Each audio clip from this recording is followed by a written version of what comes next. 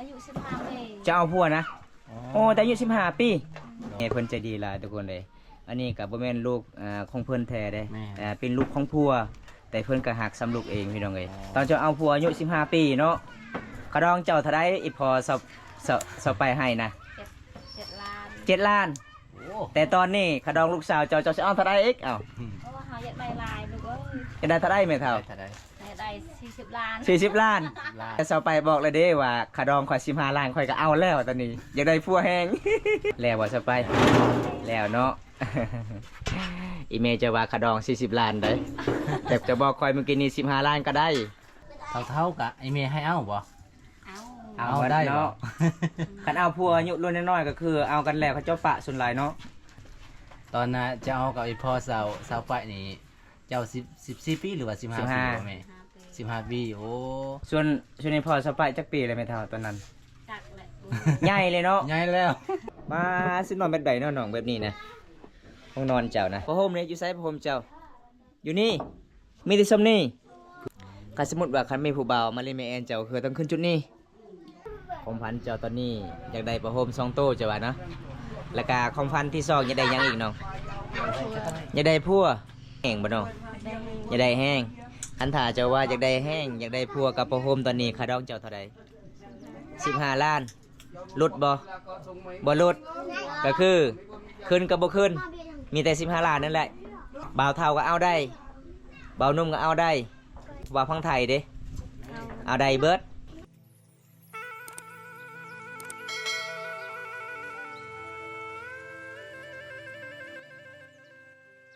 ไปดิผู้สาวสิไปใส่นอไปตลาดก็คืออาหารเนาะอ๋อทุกคนเลยเขตชนบทนี่เขาบอกว่าตลาดต้องหารทุกคนเลยอันในเมืองก็คือตลาดมันเป็นเขาเจ้าขายเครื่องมันหลายพี่น้องเมื่อนี่เมื่อเยี่ยมเมื่อยามยืนน้องว่าบ่มีเกลือปิ้งนัวทุกคนเลยก็เลยสงสารน้องสิพาน้องไปเบิ่งหารในเขตชนบทพี่น้องยามแรงนี่บรรยากาศหมู่บ้านเจ้าก็คือเขาเจ้าผู้อย่างเนาะเขาผู้ย่างแต่ในหมู่บ้านบ่คันเตนี่ฮอนเมืองได้เขาไม่ได้ปูมีแต่ดินแดงเลยโอ้ทุกคนเลยยืเฮือนใดหมู่เจ้านะอยู่ไสอยู่นี่โอ้ทุกคนเลยเอาเฮือนสูงนี่บ่นี่เฮือนยังไม่ทันได้แล้วนี่บ่ทุกคนเลยอันนี้ก็คือเฮือนหมู่ของสาวไปที่ยูทูบเบอร์ลาวเบาเตียงที่มาซอยสุดก่อนพี่น้องยังไม่ทันได้แล้วเฮือนน้องพี่น้องแม่นเนาะแม่นบ่ทีมงานเบาเตียงเนาะมาซอยเนาะอ๋อมีแต่สังกะสีอันนั้นก็ยังไม่ทันได้แล้วทุกคนเลยกลายเป็นน่าสงสารลูกอยู่น้องเป็นผ้าแฝกบ่หมู่เจ้านะเป็นลูกคำผาบ่น้องโอ้น้องก็เป็นลูกคำผาก็เลยเขาเจ้าก็ไปนอนนำกัน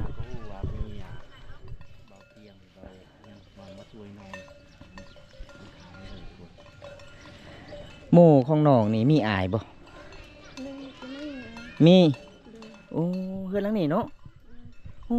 ทุกคนเลยไม่ได้สำเนียงล่ะพี่น้องอันนี้ก็คือทีมงานเบาเตียงสิมาซอยหมู่ของน้องได้ตอนนั้นพี่น้องเลยมีแต่สังกะสีแล้วก็หลังจากนั้นก็บ่แล้วเลยเนาะบ่มีไผมาซอยแล้วบ่หมู่เจ้าบ่มีเลยโอ้พี่น้องเอ้ยเห็นบ่แม่มีแต่ผ้าบัดมันก็สิเปื่อยมันแล้วเด้โอ้สงสารหลายเลยพี่น้องทางใดจะว่าตลาดนะฮะทางนี้แม่นวะเอาเขาคิดว่าทางนั้นทุกคนอันนี้คือตลาดแถวชนบทมาตลาดคนเมืองเขาจะโอ้โหตลาดคน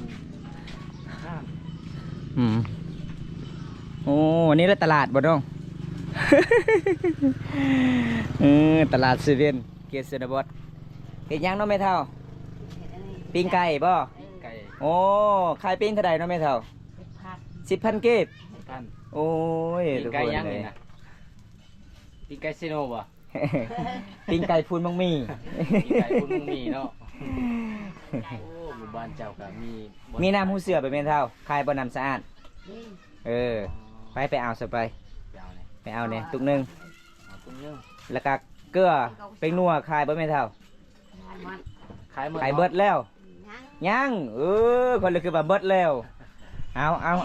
เข้าไปมองไปที่ก็ คืออาหารที่ปีนแล้วนี่ทุกคน เอามันตุกไปเสา นี่ละคือเอิ้นว่าตลาด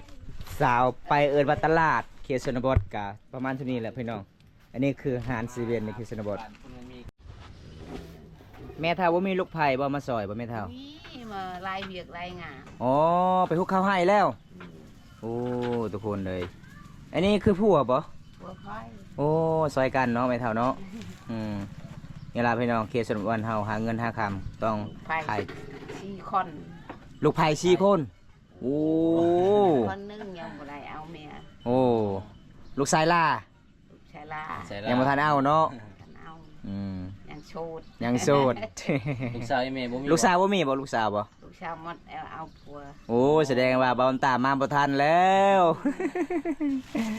เอาอีแม่ก็สู้ชีวิตทุกคนเลยเคสในหมดบ้านเฮาพี่น้องเอาไปนัวบัดนี้เสือให้น้องเพื่อนน้องบ่มีปิงนัว นี่เกลือ เอาเกลือภาษาบ้านเจอว่าจังไดสาวไปเกลือบอยคันบอยนี่ผู้ชายเด้ เอาเลือกไปเลยโอ้ยพี่น้องไงมาครั้งแรกกะน้องกะน่าสงสารน้องหลาย แม่เฮากะวงเบาตากับบ่มี เอาหมดเลยเอาทงใหญ่เลย บ่มีคือกันแต่ว่า เออ มีทำใดก็ให้ทำนั้นทุกคน แมนเอาอันนี้ประมาณจักเดือนน้องกินนี่นะ เป็นเดือน โอ้โห โอ้โห พอประ2 เดือนบ่ฮอดคอยเห็นเฮือนเจ้าโอ้ยใส่แต่แกะกับน้อยๆโอ้ย 2 เดือน แสดงว่าน้องกินสมหลายบ่ กินมื้อละทงบ่ เอาเป๊ปซี่ตุกใหญ่มีบ่ โตแล้วเว้ยมาเว้ย เอามาตัวเย็นโต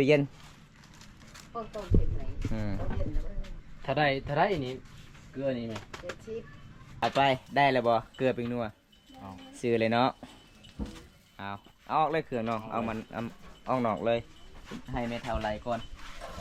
เอามาปะอยู่นี่โอ้ยน่าสงสารน้องหลายเลยทุกคนเลย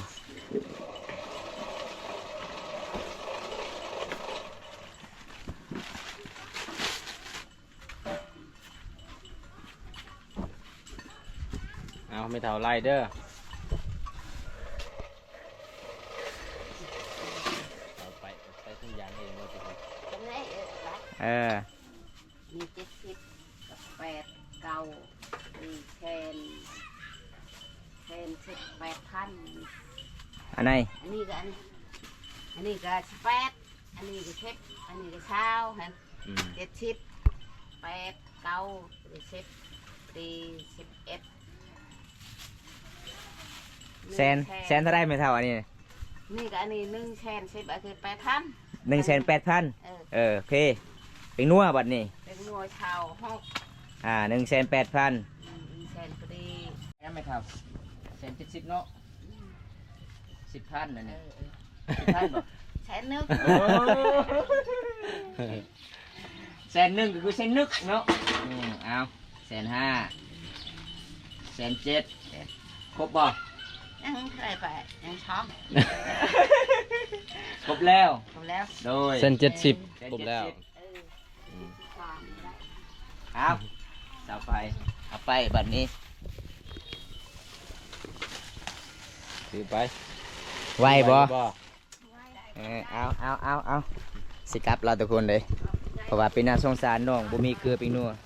เฮงๆด้วยไม่เท่าเด้อ เอาสบายสิกลับละ เงินนอนกับบุมีอีหยัง บ่มีหยังเลยทุกคนเลยถ้วยก็ยังบ่มีเนาะ แม่ เห็นน้องเฮ็ดกินปิงปลาไฟก็ดับตลอดเลยทุกคนเลยเห็นบ่พี่น้องครอบครัวเฮายังจนกับแบบนี้ทุกคนมันจนอีหลีหรอได้ทุกคน เป็นที่ว่ามีกะพอใส่ได้อยู่ แม่น เกลือปิ้งนวลหรือว่าถ้วยกับบริขาด หม้อไม่ได้ซ้ำอันเนาะหม้อเนาะ สามันโอ้ อืม เวลาเฮ็ดมันมีงานอีกก็โอ้ต้องลำบากแน่ แม่นทุกคนเลย ขนาดบ่วง เป็นจะได้บัดนี้ ถือ มี ไว้ เลยเนาะขนาดถือนักเด้เพิ่นไปซ้ำรถเสเร็ว เนาะ พี่น้องเพิ่นดีใจได้เกลืออันนี้ก็ประมาณ2 เดือนแล้วก็ปิ้งนัวเฮามาซื้อให้น้องทุกคนโอ้ยเป็นน่าสงสารฮอดเนาะ2 เดือนเนาะ 2 เดือน ส่วนหลายน้องมักกินส้มหลายข่อยเบิ่งนี่ แม่นหมดกินส้มลาย เจ้าสิว่าได้ไดบอกไอ้พลอยแม่นี่เด้อ เชื่อนะได้ แผนคอยซื้อให้ สิว่าได้อ่ะ นี่เด้อ อายซื้อให้บ่ ไอซื้อให้ เออไอ้พ่อเพราะว่าไอ้พ่อมื้อนี้ก็ออกให้เนาะ เอาให้บ่พอจันอ๋อ ออกให้ออกส่วนบ่อ๋อออกส่วนทุกคนเลย พูดเขาทำน้องว่าน้องบ่มีให้ทุกลืม บ่มีให้แล้วถ้าพูดเข้า ตอนนี้ก็ฮอตแล้วเนาะฮอตแล้วทุกคนน่าจะหนักนะ หนักอยู่เด้ทุกคนเลย ต้องตุกนะ เอ้ย ตามตุกนะ กันบ่วงเธอนี่โอ้ย2 เทื่อพักแล้ว เอาตอนนี้ก็ฮอดเฮือนน้องแล้วทุกคนเด้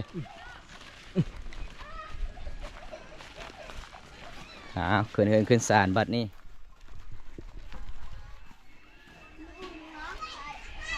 ระวังเด้อตกบันไดเด้อผู้สาว เนาะขึ้นเรือนเราไปจับพันไดเลย ถนัดเลยเด้เป็นจะได้เนาะบัดนี้ได้เกลือเลยเนาะ ได้แล้ว ได้แล้วประมาณ10 ทงเฮาทีมงานเฮา2 คน2ไอ้น้องซื้อให้น้องทุกคนเลยแล้วก็เป็นนัวเนี่ยเป็นน่าสงสารเนาะเบิ่งเฮือนน้องทุกคนเลยเห็นบ่มันสิพังหมดเลยเด้อันนี้ก็คือจะเป็นน้องก็จะเฮ็ดกินน้องสายเจ้ากำลัง เป็นยังไง เฮ็ดหยังอันนี้อุ้ยดังไฟ ดังไฟ อ๋ออยู่อุ้ยคือดังไฟทุกคนเลยน้องก็ ดังไฟเช่นนี้นึ่งเข่าบ่ นึ่งข้าวเนาะ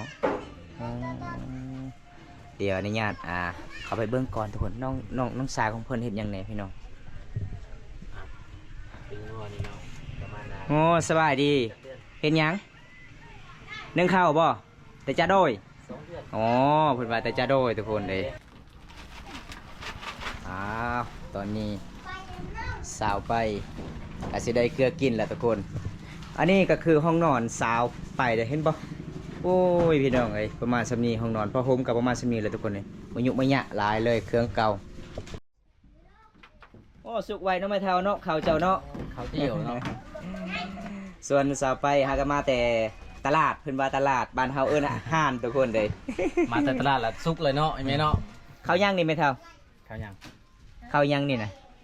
ซื้อได้นี่อ่ะ เขาหน้า เขาหน้า เจ้า โอ้เป็นข้าวอีเมซื่อบ่โอ้ทุกคนเลย เราก็ขาย เบิ้งอีเมกับสาวไปดังนี่คนละแบบเนาะ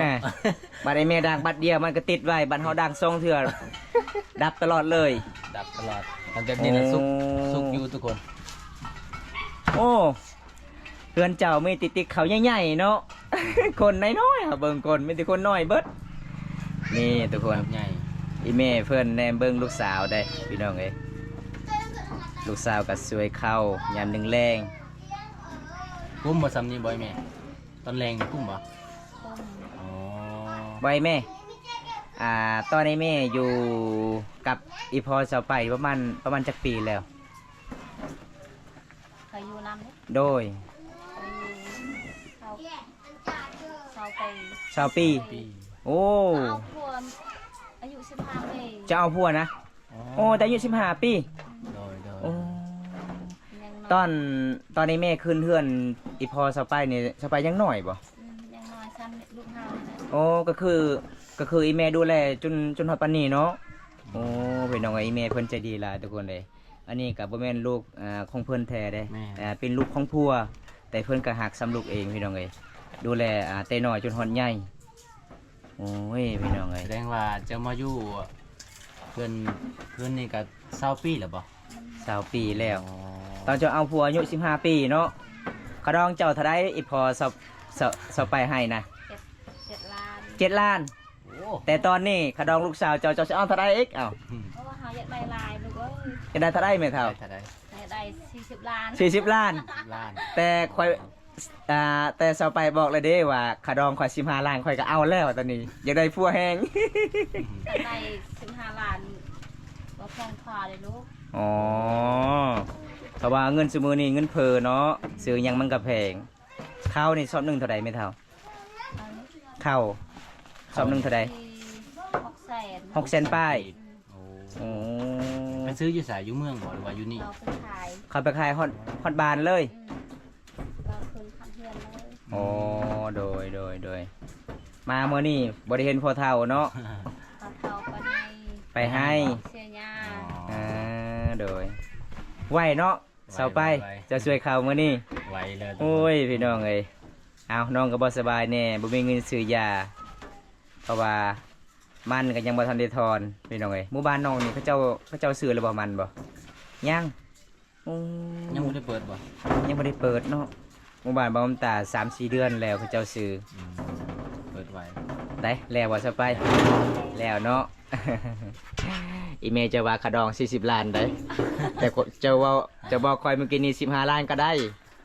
เดี๋ยวคอยสิไปรักลูกสาวอีเมลก่อนตอนแรกนี่ มือเฮือน ต้องลงกับลูกสาวอีแม่แล้วก็แล้วโลด บ่อยแม่คันเซาไปสิเอาฟังลาวฟังไทยก็ได้บ่ ได้บ่ ให้เนาะ อืม พอให้มีคนดูแลเฮาเนาะ เพราะว่าเฮากะตอนนี้กะข้าวกินก็บ่มีพี่น้องเอ้ยเบิ่งเขาเจ้าเฮ็ดกินก็ประมาณส่ำนี้พี่น้อง อันนี้ก็คือแม่เพิ่นเป็นแม่ผู้ที่สอง แม่เท่านี่ โอ้ คันเซาไปสิเอามาแบบอายุเท่าๆกะไอแม่ให้เอาบ่ เอา เอาได้เนาะ คันเอาพัวอายุรุ่นน้อยๆก็คือเอากันแล้วเขาเจ้าปะส่วนหลายเนาะ คันเอาพัวอายุรุ่นใหญ่ๆเอาไปแล้วก็เขาหักเขาแพง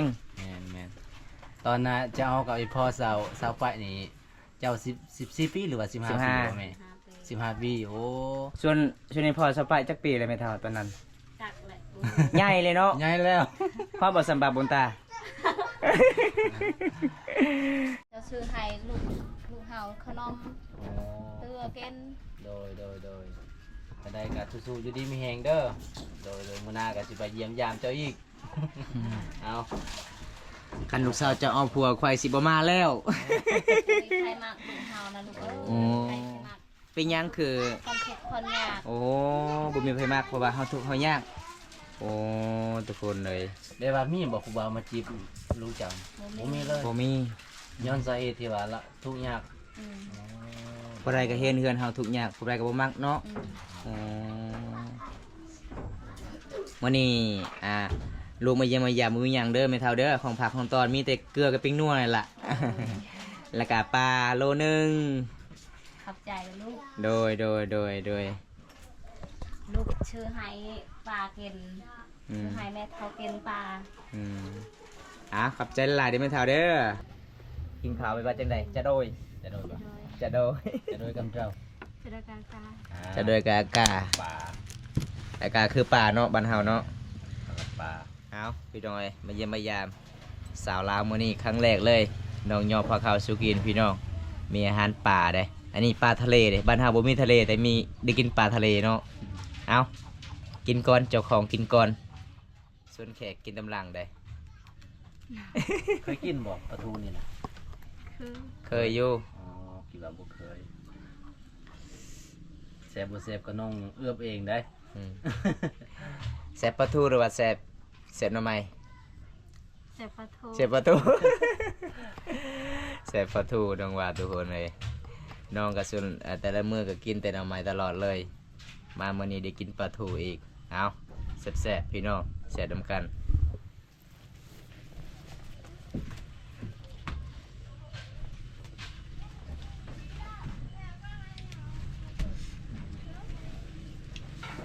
เหยาะน่ะปลาไหลสิบ่มันจะจางหวานนี่เกิดตีได้ จะได้ยินเลยบอสไปจะเว่าว่าขะดอง15 ล้านก็เอาส่วนไอเมน้องว่าอยากได้40 ล้านล่ะเพราะว่าเฮือนเฮายากจนอยากซื้อข้าวเจ้าสิเอาคำเว้าไอเมหรือว่าเจ้าสิเอาคำเว้าเจ้าเอง อ่ะ บอกไป อ๋อคันเอาลายกับยันยังไม่ได้พัวเออ 15 ล้านก็เอาเลย เอาลายยังไม่ได้พัวคู่หมู่เด้ แม่นบ่ ช่วยได้แม่เพิ่นเอาผัวแต่อายุ15 ปีเด้ เป็นไรพี่เมย์จะเอาพวกแกเนาะ คันเอาผัวแกนี่ผัวฮักผัวแพงเด้ แม่น คั นเอาพวกวัยรุ่นนี่บ่ฮอด2 มือเป็นมีห่างอีกแล้ว หมู่บ้านแกงอะลองโอ้ยผู้สาวหลายๆคนเป็นมีห่างเบิดบางคนก็มีลูกบางคนบ่มีลูกมีลูก1มีลูก2เขาปะใครแต่สาวไทยสาวโทเนาะบ่มีลูกเนาะเป็นมีห่าง 2 คนนั่นน่ะบ่มีลูก ใครแต่นั้นมีลูกเบิด10 กว่าคนหมู่บ้านแกงอะลอง ชื่อเด้อมื้อหน้าเด้อถ้าเอาพวกก็เอาพวกอายุรุ่นใหญ่ๆบ่ต้องเอาอายุรุ่นน้อยๆคันเจ้าเลือกรอนี่มื้อหน้าจะเป็นมีห่างคันเจ้าเลือกคนที่บ่รอนี่คนแก่ๆอายุรุ่นใหญ่ๆก็ฮักเจ้าฮักเดียวจะเดียว หมู่บ้านเจ้านี่ ได้ ก็ได้ก็เอาบ่ ได้ก็ได้เนาะเอาภาษาบ้านเจ้าเอิ้นว่าน้ำมันยังนี่นะ น้ำยัง เซ ฮะ พักเซ ผักซี่โอ้เนาะ พักซี่บ่ คือกันเนาะกับหมู่บ้านอันเราเนาะ แม่น อันเรายังอันเรากุนกี้ กุจี กุจีโอ้ผักซี่เนาะบางคนเอิ้นเป๊ปซี่ เป๊ปซี่ แต่บ้านแกเราเอิ้นมาจังได๋8ซี่ โอ้ยดังไง โอ้ย ผักซี่เด้อทุกคนอย่าลืมเด้อพี่น้องถ้าบ่ได้มาหมู่บ้านสาวไปนี่อันจะว่าซื้อเป๊ปซี่เขาบ่ฮู้เด้ต้องซื้อผักซี่ นี่ผักซี่คือนำนี่แหละทุกคน มียังนี่นะ แก้ว แก้ว แก้วคือขนมเนาะ ขนม นี่ทุกคนเขตชนบทสิ่งที่ขาดบ่ได้อันนี้ก็คือสำหรับเขาเจ้าก็มาตำหูบเด้เห็นบ่ น่ารักมาก ลาเนาะโอ้พี่น้องเอ้ย ปันฝ่าย เห็นบอกประเพณีชนเผ่ามังกรแบบนี้แหละพี่น้อง อันนี้ก็คือห้องนอนสาวไปทุกคนเลยมาซื้อนอนแบบใดเนาะน้องแบบนี้นะห้องนอนเจ้านะ อันนี้คือมุ้งเนาะนี่เนาะอ๋อผ้าห่มเนี่ยอยู่ไซผ้าห่มเจ้า อยู่นี่มีแต่ซ้ำนี่ พื้นเดียวบ่ โอ้ยพี่น้อง 3 คนนอนพื้นเดียว ถ้าสมมติว่าคันมีผู้บ่าวมาเล่นแม่แอนเจ้าคือต้องขึ้นจุดนี้โอ้คันเล่นนางลมผู้บ่าวอยู่ตารางเลยบ่ได้ต้องเล่นอยู่ห้องเนาะเพราะว่าห้องนอนกับบ่แม่นห้องทุกคนบ่มีประตูเลยเด้มีแต่ผ้าห่มพี่น้องเอ้ย แม่บ่มี นี่ แล้ว เห็นบ่พี่น้องเข้าไปเลยพี่น้องเอ้ยนี่ล่ะพี่น้องเอ้ยเรือนของสาวไป อันนี้ก็คือสำหรับเขาเจ้าก็เอาไว้ซินใส่ในกระสอบเลยพี่น้องเคชนบทพี่น้องศาสตร์ก็บ่มีมื้อน้องเฮือนเจ้ามีซ้ำนี้เนาะโอ้ เต็มเดียวนี่เลย พี่น้องเอ้ยอันนี้ก็คือห้องนอนสาวโสดทุกคนบอลตามาครั้งแรกกับทีมงานเฮาอัปเดตวิถีชีวิตสาวลาวเขตหมู่บ้านนี้กับแบบนี้ล่ะทุกคนเลย อันนั้นเด้ก็ปิดประตูทางนั้นอ๋อ อีพ่อไอเมียเจ้าไปนอนทางใดบัดนี้ อยู่เนาะ อ๋ออยู่นอกนี่ ส่วนเจ้ามานอนอยู่นี่ แล้วก็ของพันน้องต่อไปจะได้หยัง ฟันไข่แล้วได้พอ จะได้ผ้าห่มจะได้แห้งบ่จะได้จักโตผ้าห่มจะได้2 โตอ๋อจะได้คู่เนาะ เหมือนเอาแต่ผ้าห่มบ่ผู้บ่าวบ่เอาเบิดเนาะเพราะว่าอยากได้ผ้าห่ม2 โตทุกคนเลยกะเป็นนาสงสารน้องพี่น้องเห็นบ่ผ้าห่มน้องมันกะอันนี้ก็สำหรับนอนหน้าหนาวเนาะ แม่ มันก็สิเก่าแหละเบิ่งพี่น้องผ้าห่มตัวนั้นก็คือปิดไว้ประตูพี่น้องเอ้ยโอ้ยพี่น้องเอ้ยน่าสงสารน้องหลายเลยพี่น้องเอ้ย อ๋อส่วนผู้บ่าวก็อยู่รุมพี่อ๋อ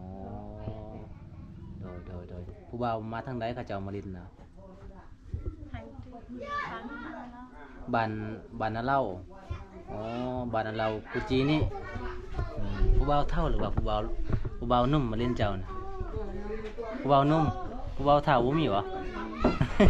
ผู้บ่าวเฒ่ามีแต่บ่บงกับบ่บุญตามาเนาะ ถ้าว่าผู้บ่าวเท่าสิขึ้นไปลินไปแอนเจ้านี่ก็ได้คือกันบ่น้องอ๋อเจ้าก็บ่ได้เลือกเนาะโดยทุกคนเอาอัปเดตมื้อนี้ก็ประมาณ3นิ้วแหละทุกคน โอ้ตำหูบเป็นบ่แม่นเฒ่า โดย ชิ้นย่างอันนี้แม่นเฒ่า สมุก ชิ้นมุกอ๋อชิ้นมุกพี่น้องเลยก็คือเอกลักษณ์ชนเผ่ามองกองตำหูบก็คือสิ่งที่ขับปะบ่ได้ชิ้นชนเผ่ามองกอก็คือต่างเป็นสื่อชิ้นมุกทุกคน อันนี้คือแม่ของสาวไปพี่น้องเลยบอลตามาครั้งแรกมาเยี่ยมมายามีแม่เพิ่นใจะดีหลายได้อารมณ์ก็ดียิ้มหัวตลอดเลยพี่น้อง ประมาณจักเดือนจังสุดแม่เท่าประมาณจักเดือนจังสุด 3 เดือนแล้ว ยังบ่ทันได้สุดซ้ำ ต้นเลย โดนแล้วคันค่ายนี่ฟื้นนึงเท่าไหร่แม่เท่า 5 50,000แม่นบ่แม่เฒ่า แม่ในลูก โอ้ ตัวนะ ใช่ดีแท้แม่เฒ่าเอ้ยเจ้าคือขายบ่แพงแท้สิ้นเจ้านะ คันสึกขายเส้นหนึ่งเราก็เอา โอ้ฝืนหนึ่ง50โอ้ทุกคนเลยทางคนอื่นขายนี่ฮอด200,000 300,000แต่อีเมสเอาไปขายฝืนหนึ่ง50เพิ่นกีบ แม่นบ่ เอาไปขายเอาหนึ่ง จะนุ่งเองโอ้ 50เพิ่นกีบคันทาขาย อยากได้เส้นหนึ่งเราก็ซื้อ เขาบ่ซื้อคันจะขายเส้นหนึงโอ้ ตำลูกเป็นมื้อ เป็นเมื่อยเนาะเมื่อยกว่าเฮ็ดให้อีกทุกคนเลยนั่งแบบนี้ตลอด 5-6 เดือนแม่คันตำดูดุเด้ อืม ชอบปีเพื่อสิได้เป็นค่าดองลูกสาวเนาะ ยันเอาโผล่แบบเอาซื้อ สมาเนาะสมาลูกเคยต้องเอาสิ้น เดี๋ยวไว้เป็นค่าดองลูกสาว อาบน้ำบ่โอ้เมนค่าโอ้ภาษาไทยเด้อ เห็นบ่ทุกคน เพื่อนลังใดก็ได้ว่าแต่สาว เป็นตามวนหลายเลยยามแรง กาเบิ่งเอาใน YouTube ได้ ๆสาวไปของพันเจ้าตอนนี้อยากได้ประโฮม2โตจ้ะว่าเนาะแล้วก็ของพันที่2อยากได้หยังอีกน้องอยากได้พัวอยากได้แห้งบ่น้องอยากได้แห้งคันถ้าเจ้าว่าอยากได้แห้งอยากได้พัวกับประโฮมตอนนี้ค่าดองเจ้าเท่าใด15 ล้านลดบ่ลดก็คือขึ้นกับบ่ขึ้นมีแต่15 ล้านนั่นแหละโอ้พี่น้องเอ้ยบ่าวเท่าก็เอาได้บ่าวนุ่มก็เอาได้โอ้บ่าวพังไทยเด้เอาได้เบิดนี่พี่น้องของพันน้องอยากได้พัวกับฟ้าห่มทุกคนเด้เดือนน้องบ่มีฟ้าห่มแล้วก็ช่วงนี้ก็สิฮอดหน้าหนาวเพราะว่าครอบครัวน้องเป็นครอบครัวยากจนทุกคนเลยความตากะสิปิดไว้สำนี้ก่อนคลิปนี้คลิปหน้ากะพบพอกันใหม่ถ้าผู้ใดรับชมคลิปนี้แล้วก็ฝากกดไลค์กดแชร์กดติดตามนี่เด้อพี่น้องฝากเป็นกำลังใจให้บ่าวบนตาแล้วก็ถ้าผู้ใดอยากติดต่อน้องกะตอนนี้น้องกะบ่มีโทรศัพท์แล้วทุกคนเลยโทรศัพท์ ทีแล้ว เทแล้วพี่น้องมันล็อกเนาะหน้าจอมันล็อกแล้วก็บ่ฮู้รหัสมันให้ใส่รหัสต่อทุกคนเลยเพราะว่าโทรศัพท์น้องมันเก่าแล้วน้องซื้อมาก็ประมาณ 6-7 ปีแล้วทุกคนเลยได้บำตากับสิปิดไว้ที่นี่ก่อนคลิปนี้คลิปหน้าพบกันใหม่ขอกล่าวคำว่าสวัสดีจ้าบ๊ายบาย